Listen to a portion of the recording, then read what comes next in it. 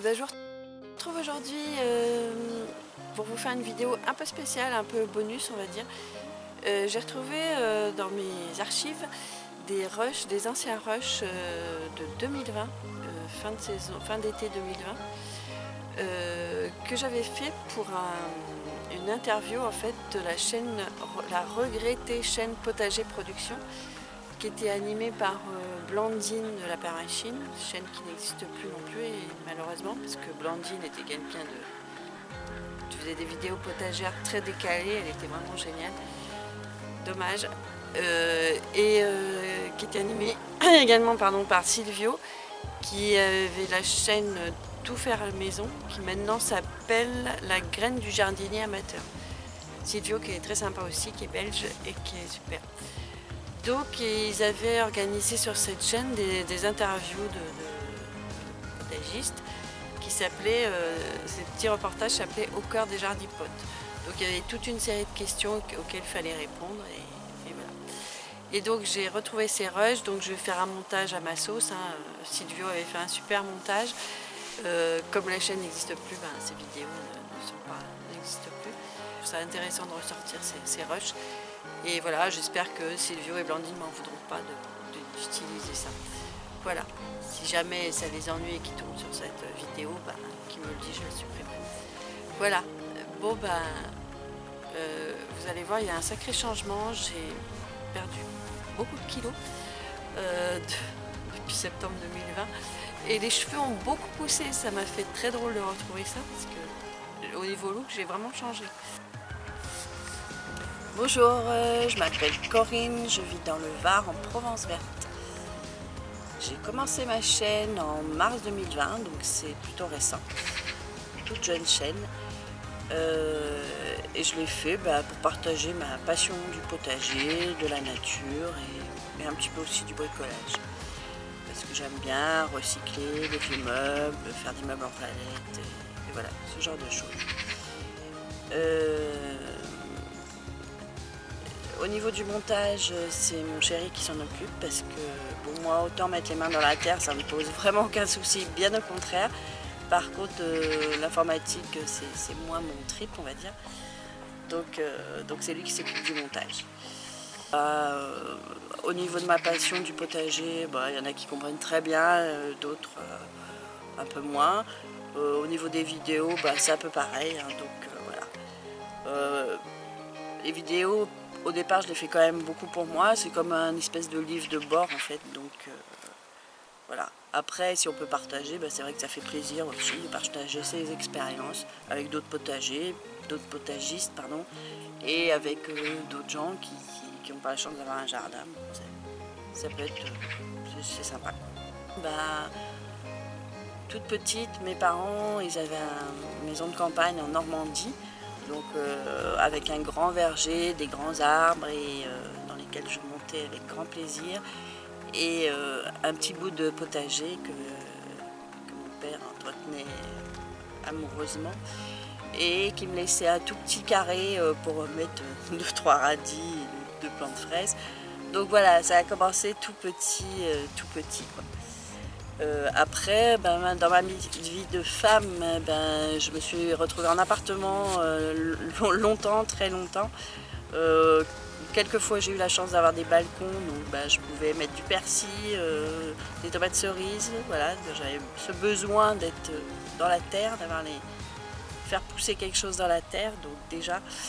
Et là, j'ai la chance depuis 2014, c'est-à-dire 6 ans, d'avoir une maison avec un grand terrain. Et donc dans ce grand terrain, un petit coin potager, c'était l'évidence de toute façon d'avoir un potager.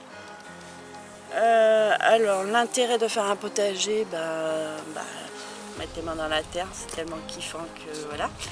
Et puis manger ces fruits et légumes, ils sont tellement bons. Alors c'est peut-être pas objectif, je sais pas, mais ils ont tellement un goût différent de ceux qu'on achète même au marché chez les petits producteurs. Voilà. Quand c'est vos légumes, c'est bon. Et puis c'est ressourçant d'être près de la nature, de découvrir aussi plein de choses. Moi j'ai découvert depuis que j'ai mon potager des insectes incroyables, toute une biodiversité une telle richesse que c'est génial, quoi.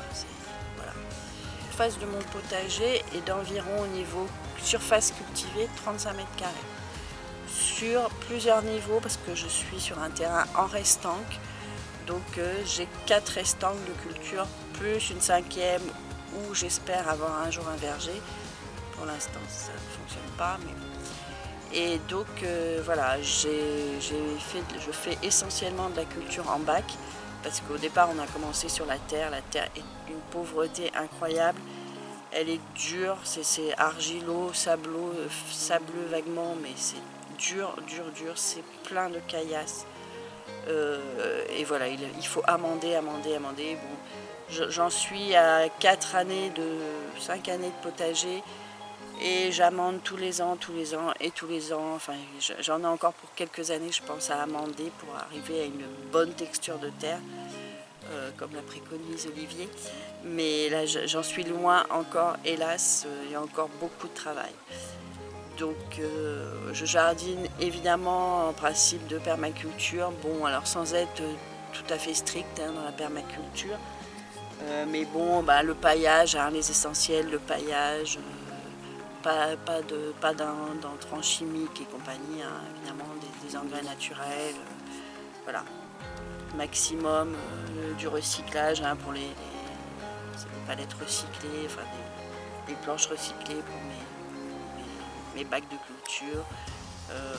Bon, j'ai la chance d'être sur une source, donc j'ai de l'eau et j'arrose mon potager parce que si on n'arrose pas ici, c'est le désert, hein, de toute façon, donc déjà maintenant.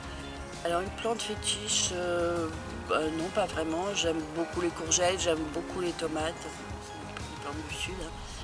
Donc après j'aime beaucoup les fèves aussi, mais bon j'ai pas de plante fétiche, hein.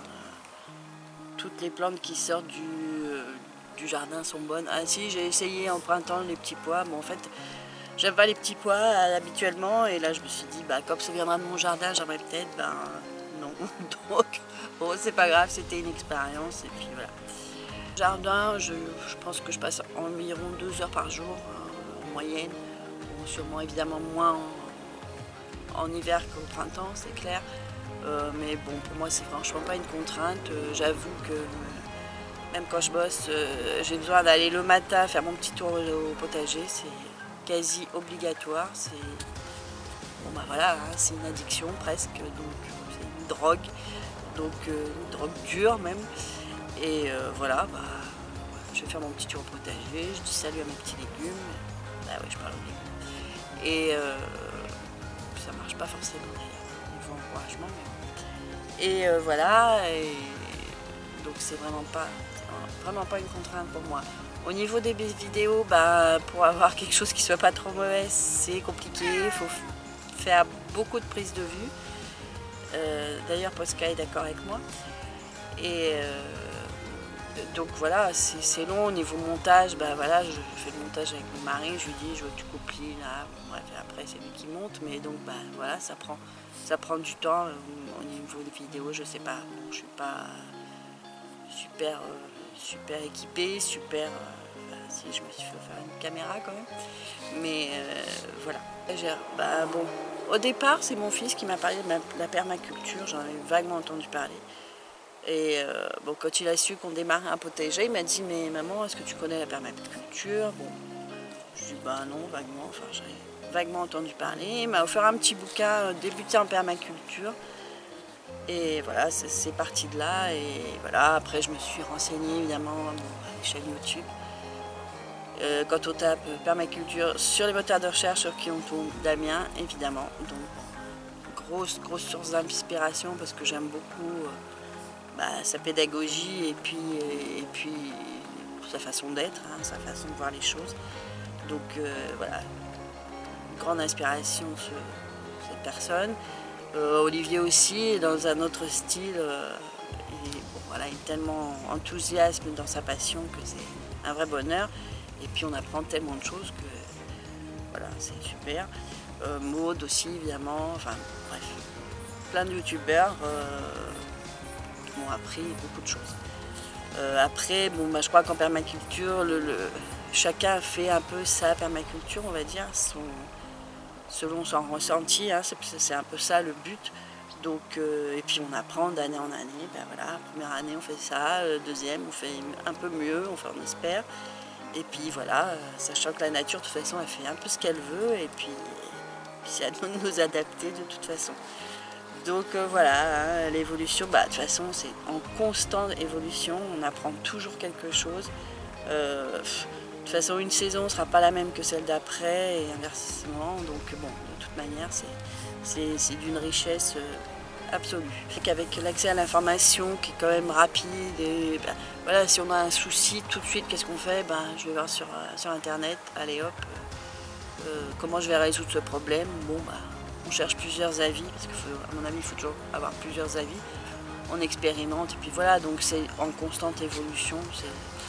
C'est ça aussi qui est l'intérêt de faire les vidéos et de partager son expérience, parce que même s'il y a un tout petit truc dans une vidéo qui peut aider quelqu'un à faire quelque chose, bah, c'est intéressant. Pour le potager, pour la chaîne, bah, les projets d'avenir, l'avenir immédiat, c'est que j'ai 2 bacs qui ont un peu souffert.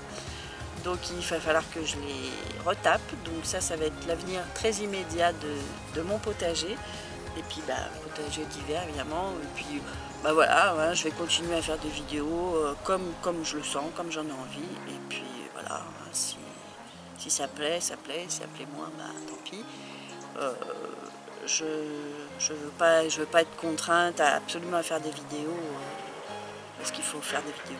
De la fin, bah, si vous n'avez pas de potager, si vous avez la possibilité d'en faire un, bah, mettez les mains dans la terre parce que c'est tellement bon.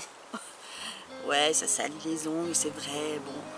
Mais c'est tellement génial d'arriver à faire pousser ses légumes et puis à les faire partager à ses enfants, à ses amis. Enfin, c'est une fierté, au niveau du goût, bah, voilà, c'est trop bon. Faire de la cuisine aussi après, c'est tellement intéressant, c'est tellement riche, quoi. La nature est tellement riche et puis voilà, c'est découvrir plein d'insectes, plein de petits... Enfin bon, j'en parlais déjà, la biodiversité, c'est passionnant.